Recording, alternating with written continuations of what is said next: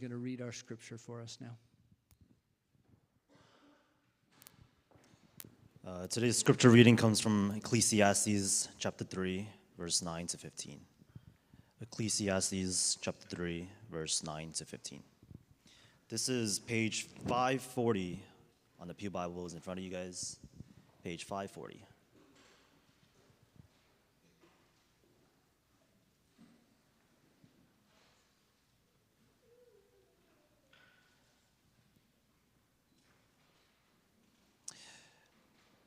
It reads, "What do workers gain from their toil?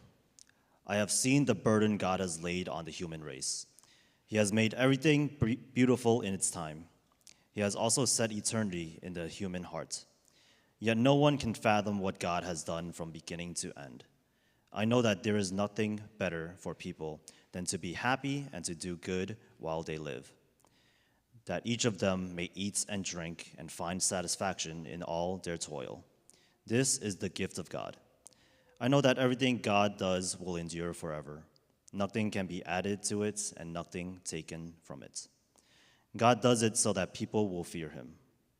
Whatever is has already been, and what will be has been before, and God will call the past to account."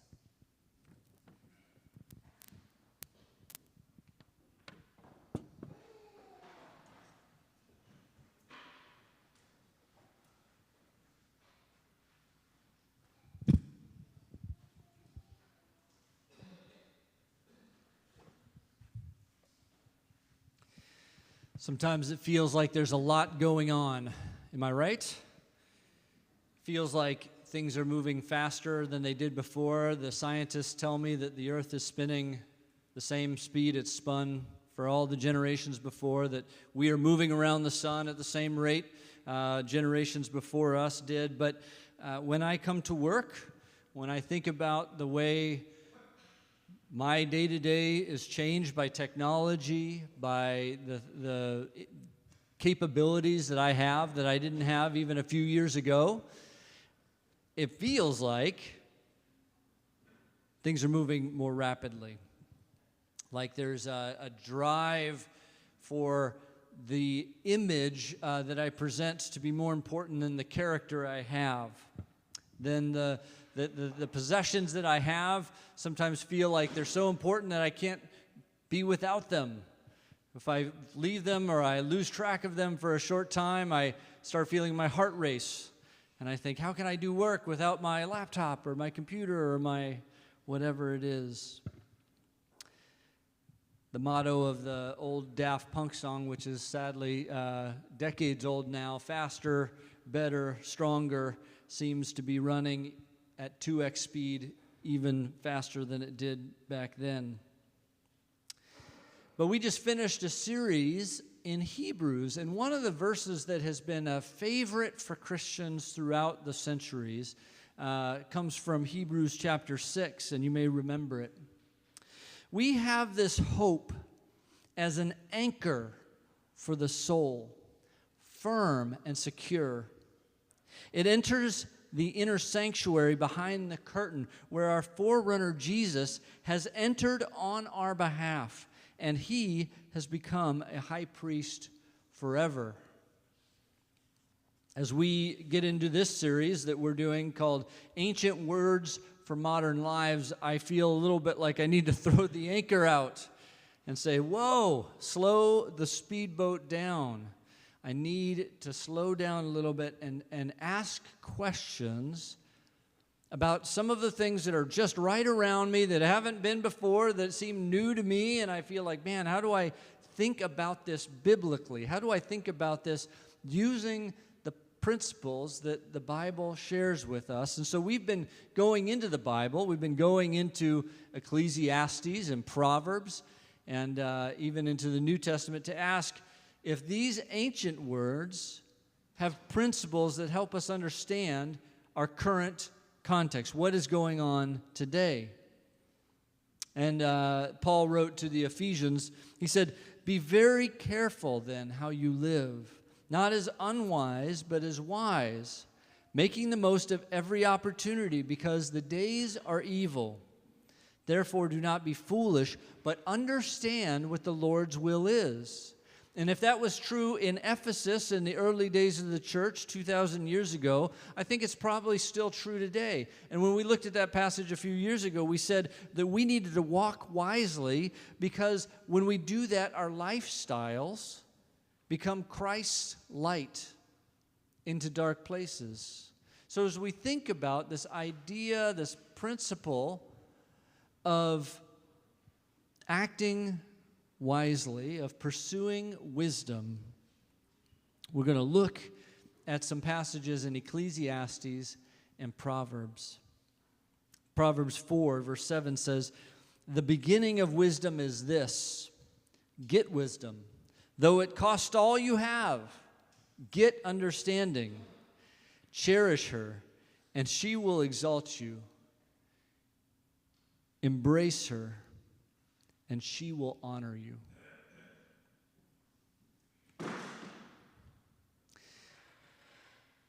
Holly, you know that chair immediately in front of you next to Debbie is broken.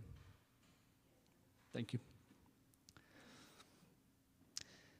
The beginning of wisdom is this: get wisdom, though through it costs all you have.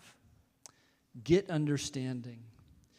Cherish her, and she will exalt you. Embrace her, and she will honor you. I wrote this little, I guess it's like a riddle, because I think it's at least it was true for me, so maybe you can see if it's true for you, if it reflects your experience as well.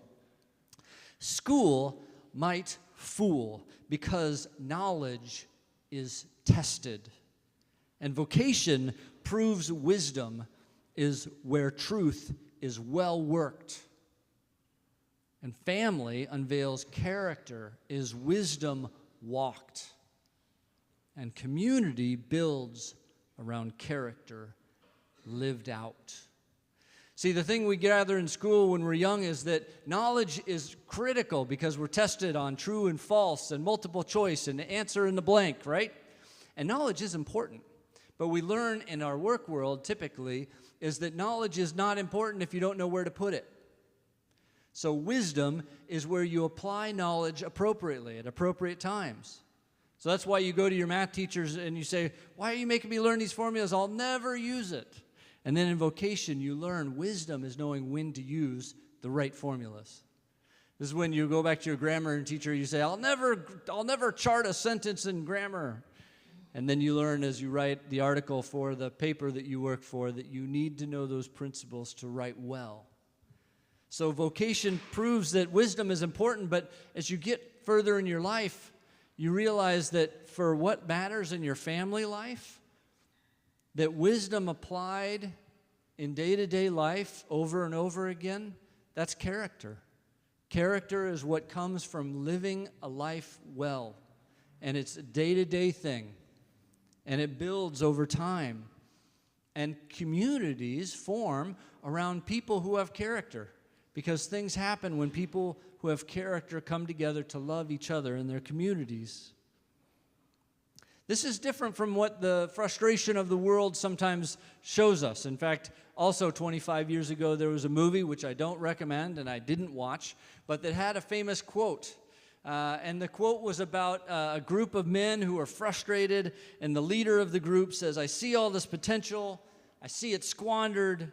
It's an entire generation pumping gas and waiting tables, slaves with white collars. Advertising has us chasing cars and clothes, working jobs we hate to buy things we don't need. We're the middle children of history," he said. "No place, no purpose. No great cause, no great war, no great depression." And he goes on. He says, "We've been promised to be millionaires and rock stars, but we're not. And we're very, very angry." See, this lie that he is bringing out is triggering in on the upsetness and the disenfranchisedness of the day-to-day toil. See, it's got a lot of truth in it, and that's what a difficult, sometimes a lie is hidden by the fact that it uses truth to point you in the very wrong direction. And so it is true that there is some struggle and some reality that our toils are hard, that our day-to-day isn't easy. Our health isn't always good. We don't wake up in the morning saying, "Oh, I love the challenges that are ahead of me today." But if we anchor our life in our vocation or our job, in our role at home, whatever it is, if we anchor our identity in that, we know that that will be swept away one day. We're going to be fired. We're going to move jobs. We're going to have a change of our family situation. Something's going to change. If we anchor our identity in our fame or our reputation or our popularity, now in our follower count, if we anchor our identity there, that's going to be fleeting as well. If we anchor our identity in our wealth and our possessions or a comfort level that those bring us, we see those things breaking and rusting right in our very hands, especially today when we buy a piece of furniture and it lasts a year maybe.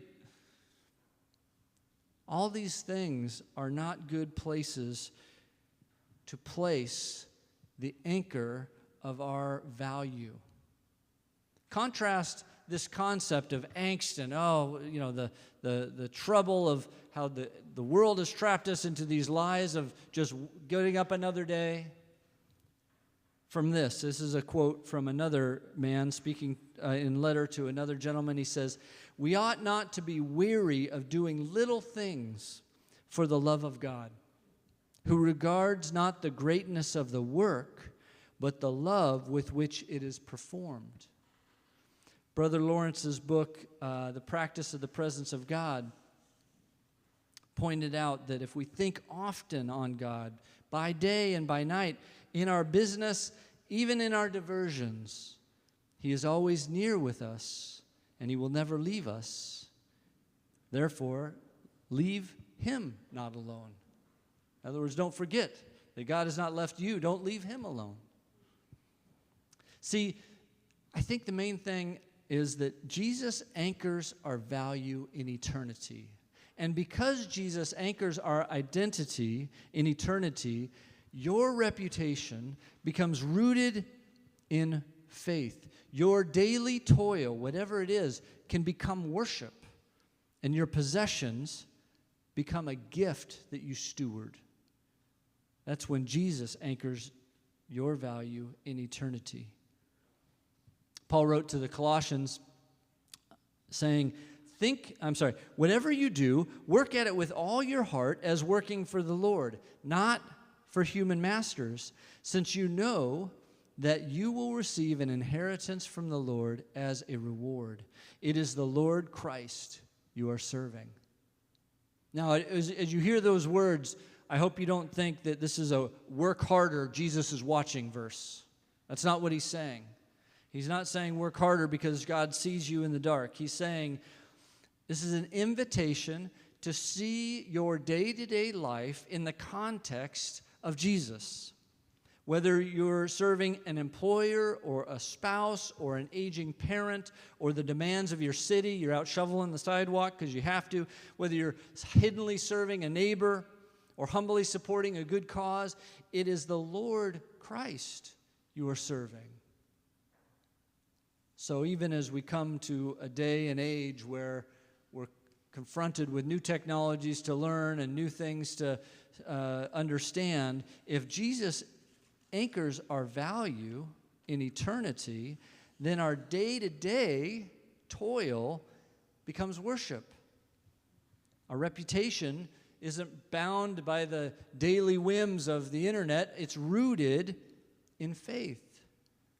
And it's not because of our possessions that we're valued or that we're comfortable. It's our possessions become a gift that we can steward. So let's look at this passage in Ecclesiastes. Ecclesiastes chapter 3, the famous book about what is the meaning of life. So we're just going to cover the meaning of life. We got about 8 minutes left. But don't worry, we're going to. You won't be surprised that since the pastor has the microphone, the answer is going to be Jesus. So no surprise endings here. Verse 9, what do workers gain from their toil? That's kind of the root of this question. What is it? What am I working for? What am I going to school for? What am I making the bed for? Why more dishes? What am I doing? What do workers gain from their toil? I have seen the burden God has laid on the human race. He has made everything beautiful in its time. He has also set eternity in the human heart. Yet, no one can fathom what God has done from beginning to end. So he's seen the burden that we as humans endure. And again, as we live life, we know that there are different burdens that we saw other people go through, but for some reason, we never anticipated what it would be like for us to go to it. Or maybe I should say, for me, when I've gotten to the burdens that I've seen other people go ahead of me in, it's still shocking to me how heavy some of these burdens are, whether it's losing a loved one, whether it's losing my own health for a time and being bedridden, whether it's overcoming adversity in a work environment, whatever this burden is, a ticket from parking in the wrong place, whatever my burden is, it never feels right. He sees all this burden, but he also sees, on the other hand, that everything is made beautiful in its time. That God makes things beautiful. And I don't think he's saying that every bad thing that happens to you is going to grow into a beautiful flower in a few days. He's saying that God makes beautiful things happen throughout our lives and in the midst of these burdens. And that sometimes it takes time for us to see that. And that's the day-to-day. There's the burden of our day-to-day, and there's the beauty that we see over time. But he says that's the temporal. And then there's this eternity. So, again, we can't hardly fathom eternity because we're stuck, most of us just are facing the next few moments. Eternity has been set in our hearts. And that's why sometimes we see the ever-revolving day-to-day repetition of our eating and our sleeping and our cleaning and our fixing and our doing a new thing at work or in school or at home, and then it seems like we have to do that all again. It seems like it's vanity, as the book of Ecclesiastes says. It's a vapor. It goes by, it's so transient. He says they set eternity in the human heart, yet no one can fathom what God has done from beginning and end. So he puts something in our heart that is a longing, but we can't quite grasp it. It's just outside of our grasp. And verse 12 says, I know that there is nothing better for people than to be happy and to do good while they live, that each of them may eat and drink and find satisfaction in their toil. This is a gift of God. So there's a temporary blessing that we're in the midst of. There's a goodness of our daily routine as this author is seeing it. He's looking at God's design, saying, I don't understand all that he's done from beginning to end, but there's a goodness that I can take even from the toil that I know I won't be here to enjoy in generations future. There's a goodness to getting up and a goodness to eating the next meal and a goodness to having these moments of toil and rest and clean and curate, gather together. I imagine Jesus, when he was finishing a home as he was a carpenter, was tired and he wanted a lemonade, right? But as he's sipping his lemonade and looking at the work of his hands, maybe it was a dining room table that he's just completed. He's just finished the final dowels being pressed into, and he's checked it. It's very solid. He knows that a family is going to eat around that dining table for decades. And he imagines the laughing children around the corners of it and the meals that are prepared and shared. Do you think Jesus, who created all things in all of eternity, who watched the Grand Canyon be carved or carved it with his own finger, that he stood and looked at that table that he created with human hands and took joy and pleasure from his job well done? I think he did. How can such a transitory task be important to an eternal God? And I think this comes into it. It's Jesus who is both God and human. And if he anchors our value in eternity, then we too can have our daily toil become worship. Pastors do weird things during their studies, like look up the word worship. And Rebecca's not here, but she used to be my etymology buddy. She loves the study of words as well, and maybe there's a few other etymology friends here. Worship, how did I not know this until this week? Do you know the word friendship also ends in the word ship? Not because it has anything to do with a boat, but because the Old English friendship, the ship used to be added to a noun that was a concrete thing to describe the area at which, or the concept at which those things play out. So two friends have a friendship. That's where they experience their friendness, in friendship, right? It's a concept. Where does friendship happen? It's kind of not a physical here and there and the other place. It's this concept. So if you go get an internship, you will be an intern, but the person who's over you might be in a mentorship. They might be mentoring you. So here is a disproportionate. The intern has an internship, the mentor has a mentorship, but that's one thing that is happening, learning. And then you go to worship. What's happening there?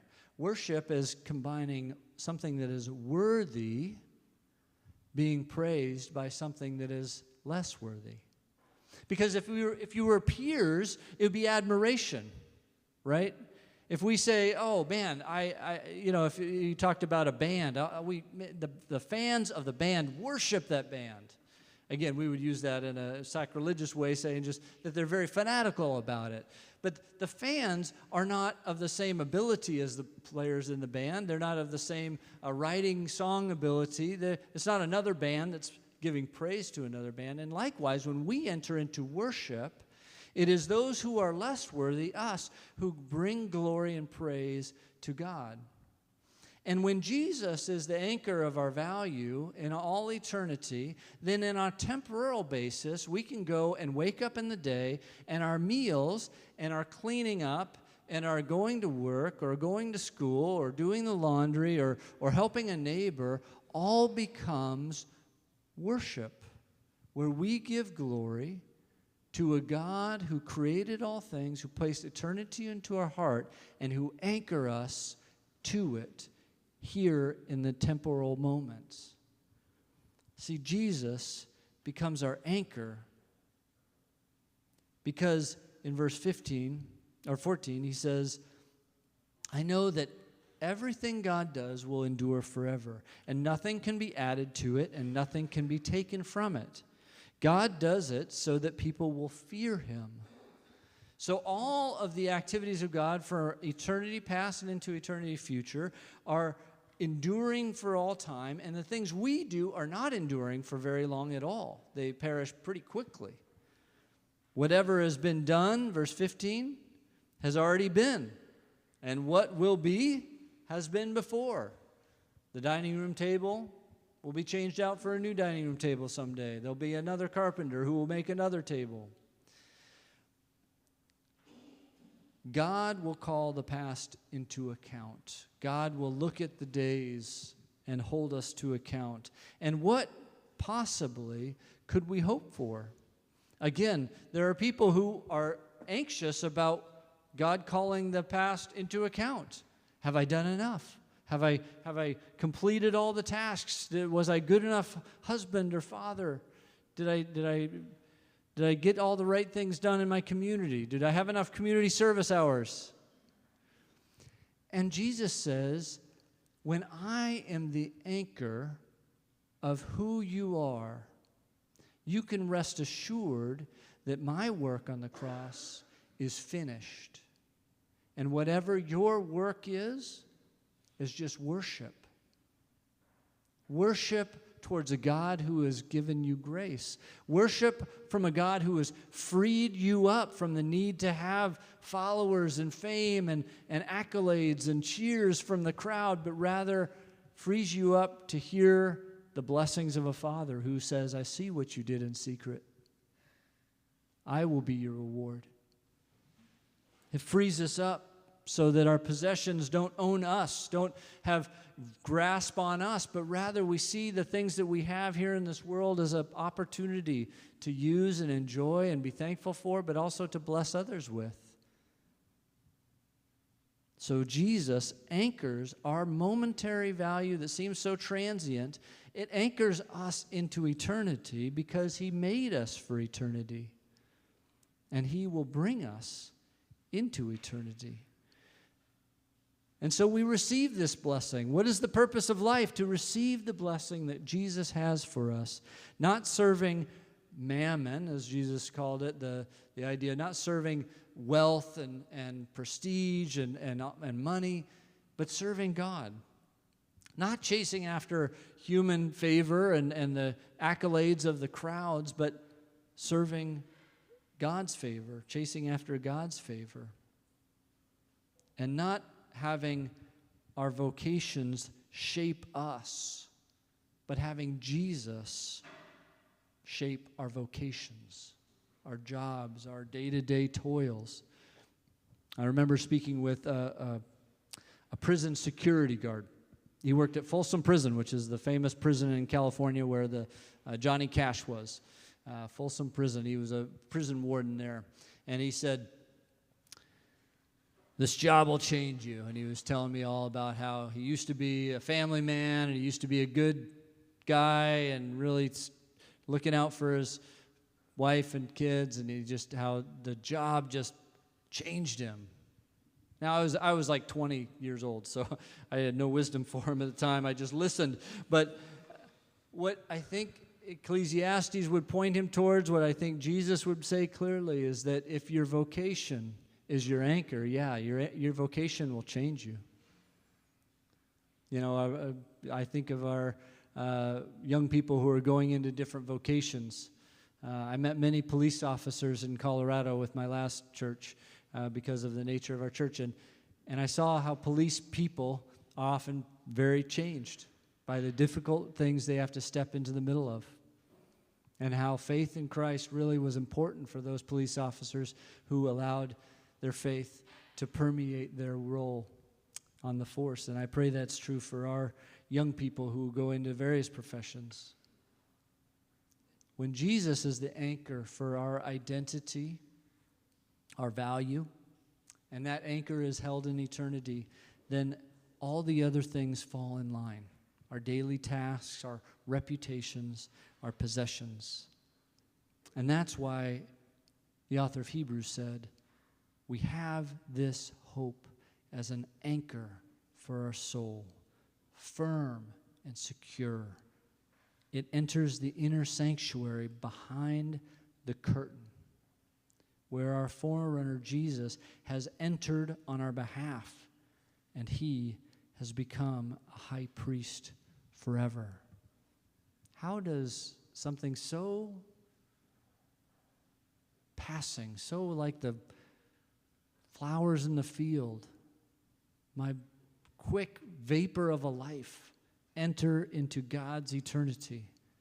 It is because Jesus, as a human, stepped behind that veil and brought humanity into eternity with God. As we move forward, we're going to take communion here.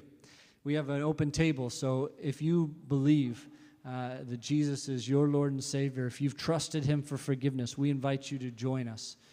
So as the ushers come forward, we will hand out the cracker first, and then we'll all have it, and then I'll say take and eat together, so we'll take and eat it together, and then we'll do the same with the juice after I pray.